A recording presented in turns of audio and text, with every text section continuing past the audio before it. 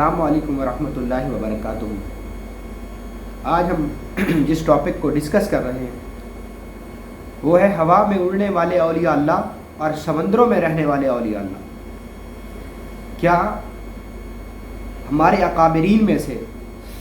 چند اولیاء اللہ اور صالحین ایسے بھی گزرے ہیں جن کو کہ اللہ نے اتنا تصرف دیا تھا کہ وہ ہواؤں میں اڑتے تھے اور سمندروں کے اندر گہری غوطہ زنی کرنے میں یہ ان کا معمول تھا؟ ایک مشہور اور معروف کتاب جامعہ کرامات الاولیاء کے صفحہ نمبر 392 پر حضرت مولانا یوسف جو کہ اس کے مصنف ہیں وہ فرماتے ہیں کہ مصر کے ایک بہت بڑے جلیل القدر عالم دین شیخ محمد شمس الدین حنفی شاذلی رحمۃ اللہ تعالیٰ علیہ کے متعلق، شیخ شمس الدین حنفی شاذلی رحمۃ اللہ تعالیٰ علیہ سلسلہ شاذلیہ کے بہت بڑے اللہ والے ہو کے گزرے ہیں، جو کہ مصر کے ایک بہت بڑے جید عالم دین تھے، اور اللہ رب العزت نے آپ کو اتنا روحانی تصرف دیا تھا کہ آپ کے پاس ہوا میں اڑتے ہوئے اڑن تشتریوں میں بیٹھے ہوئے اولیاء اللہ اور صالحین آپ سے ملاقات کے لیے آتے تھے۔ جامعہ کرامات الاولیاء کے صفحہ نمبر 392 پر مولانا یوسف صاحب نے اس قصے کو باقاعدہ طور پر نقل کیا ہے،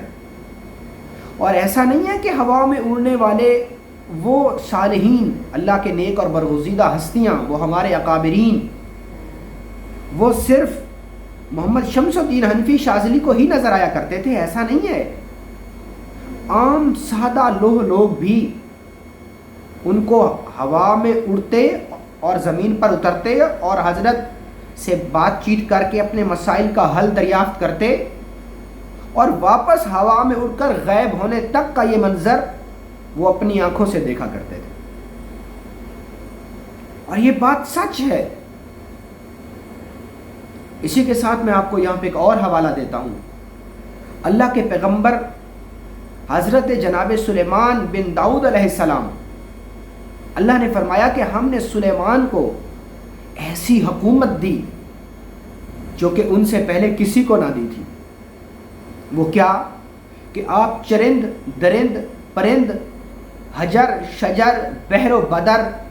ہر چیز کی زبان کو سمجھتے تھے، آپ ایون کے پرندوں کی بولیوں کو سمجھتے تھے، اور آپ کا تخت ہواؤں میں سیر کیا کرتا تھا، آپ کا تخت ہوا میں اڑا کرتا تھا۔ یہ بات بلا شبہ کسی سے چھپی ہوئی نہیں ہے، قرآن میں اس کا ذکر ہے، احادیث پاک میں اس کے قصے اور ذکر ہے۔ قصص الاولیاء ایک مشہور کتاب ہے،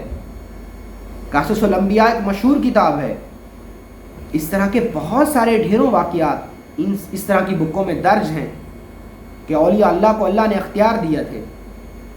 دیکھیے شیاطین کو اللہ نے اختیار دیا ہے، کیا اولیاء اللہ اور صالحین کو اختیار نہیں دیا ہوگا؟ اللہ نے اپنے مردود کو اختیار دیا، کیا اپنے محبوب کو اختیار نہیں دیا ہوگا؟ بلا شبہ دیا۔ اور اسی طریقے سے شیخ محمد شمس الدین حنفی شاذلی رحمۃ اللہ تعالی علیہ کے متعلق ہے کہ ان کی بیٹی ام محسن فرماتی ہیں کہ میرے بابا کے پاس اکثر دریاؤں اور سمندروں سے ایک مخلوق نکل کر آتی جو کہ بہت قیمتی اور زرق اور برق اور ریشمی لباس جنتی لباس پہنے ہوئے ہوتی، اور وہ کافی دیر تک میرے بابا محترم حضرت مولانا شاذلی رحمۃ اللہ تعالی علیہ کے پاس بیٹھی رہتی، اور وہ لوگ آپ سے محو گفتگو رہتے اور آپ سے اپنے مسائل کا حل جاننے کی کوشش کرتے، اور اس کے بعد ہم لوگ آپ کی بیٹی ام محسن فرماتی ہیں کہ ہم اپنی آنکھوں سے دیکھتی، میں نے اپنی آنکھوں سے دیکھا کہ وہ لوگ سمندر میں اتر جاتے اور گہرے سمندر میں غوطہ زن ہو جاتے، لیکن ان کے کپڑے محفوظ رہتے، ان کے کپڑے گیلے تک بھی نہیں ہوتے تھے۔ اسی طریقے سے اپنے بابا کے متعلق فرماتی ہیں شیخ محمد شمس الدین حنفی شاذلی کے متعلق کہ آپ بھی وقتاً فوقتاً ان دریائی اولیاء اللہ اور صالحین سے ملنے کے لیے جاتے، اور یہاں تک کہ دریائے نیل سے نکلنے والے اولیاء اللہ اور صالحین جو کہ دریائے نیل کے صحن سے نکلتے تھے، دریائے نیل کے پیٹ سے نکلتے تھے، وہ حضرت حنفی شاذلی رحمۃ اللہ تعالیٰ علیہ سے بات چیت کرتے اور آپ بھی ان کے ساتھ دریائے نیل میں بھی جاتے، لیکن یہاں تک کہ آپ کے کپڑے تک گیلے نہیں ہوتے تھے۔ تو ام محاسن فرماتی ہیں کہ ایک دن میں نے اپنے بابا سے پوچھا کہ بابا ایسے کیسے ممکن ہے کہ میری آنکھوں کے سامنے دریا کے اندر سے ایک مخلوق نکلی اور وہ نہایت ہی قیمتی اور زرق برق اور ریشمی لباس میں ملبوس تھی، لیکن ان کے کپڑوں کو پانی تک نہیں لگا۔ تو آپ نے فرمایا کہ میری بیٹی، یہ دریاؤں کے اندر رہنے والے اولیاء اللہ ہیں، جن کا تصرف، جن کی ولایت اللہ نے دریاؤں پر رکھی ہے،